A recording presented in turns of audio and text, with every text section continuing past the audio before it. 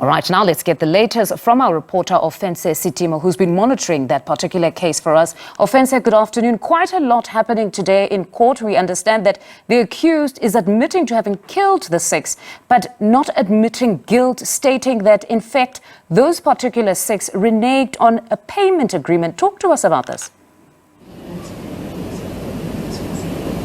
Absolutely, and thank you very much, Mfundo. Well, I can tell you that there was an initial charge of rape which was actually dropped after the accused actually settled with the complainant, and that particular case has actually been reinstated by the state. You know, they're actually saying that, in fact, one of the complainant herself, she will be coming forward as one of the witnesses to come and explain what actually transpired when that particular rape actually took place. You did rightfully mention in your intro that there was an admission that was actually signed prior to the beginning of the proceedings, where the accused actually, conceded that yes, the matters did take place, but he's saying that, he was angered because after consensual sex took place, whereas he's denying the rape took place, saying that, the deed that actually transpired was actually hiked by the said victims, whereby this definitely angered him, triggering emotions of the initial charge, which I alluded to initially, saying that,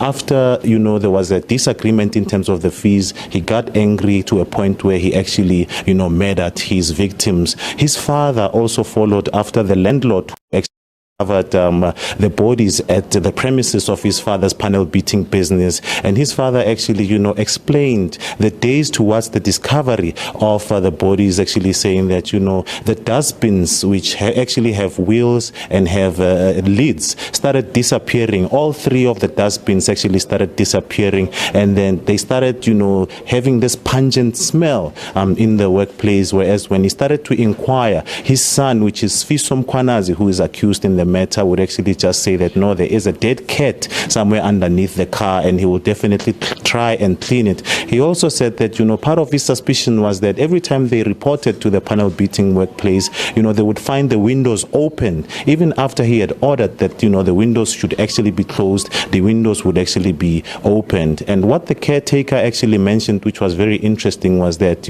upon the day that he actually discovered the first body, he was actually coming on a Sunday, the 9th of October, coming to clean his car. And when he arrived on the premises, because it was a bit chilly, he went inside the building trying to get some hot water so that he can wash his car. And upon, arriving there, he could smell a pungent smell. And that's when he started trying to inspect as to where the smell is coming from. And he says it was a bit dark. He was with his 4-year-old. Then he switched on the phone, a light, to sort of see what's happening. That's when he discovered the body. Then he alerted the security that was on site. That's when they called the night shift security, and then they called the father of Sifiso Mkhwanazi. When he arrived and they explained to him there was a body in the premises, that's when he, requested that they go contact Sifiso, after the security who was on the night shift actually said Sifiso was the last person, to enter the premises with a woman, with a lady who was accompanying him. Then when they went to go confront Sifiso, apparently he tried to run away. When the father asked him, why are you trying to run away? He said, no, he had forgotten something in the car. This actually transpired here in court. We understand that there is going to be other witnesses tomorrow, but the state is not yet done, interviewing Sifiso's father, which is Mark Kumalo. We understand that, the defense counsel will also try to cross-examine the testimony of Sifiso Mkhwanazi's father. Before I let you go, just on Mkhwanazi's father, we understand that he has requested that his name as well as image be concealed. What are his reservations there?